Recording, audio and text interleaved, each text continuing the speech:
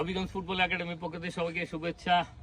এদের সবাই বাইরের যারা আছে তারা প্রতিদিন প্র্যাকটিস করে, এখন অনেক ডেভেলপ হয়েছে, প্রচুর ডেভেলপ হয়েছে। যারা দৌড়াইতে পারতো না তারা দৌড়াইতে পারতেছে এখন, মানে তাদের মুক্তি শুনবেন।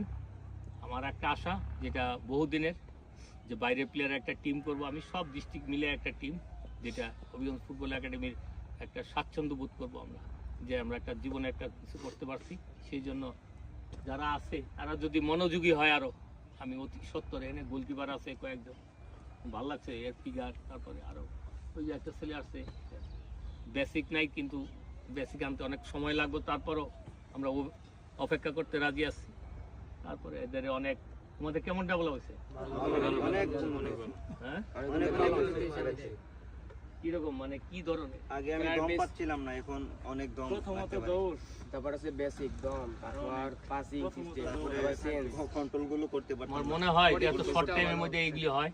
না আপনার কাছে আসার পর এটা বুঝতে পারতেছি।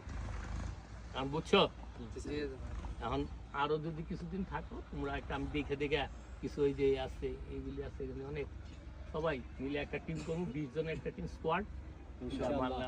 মানে তোমরা এখানে রুজি করবা, এখানে থাকবা, খাইবা, পয়সা করবা ইনশাআল্লাহ ইনশাআল্লাহ। আমার পিছে আছে একটা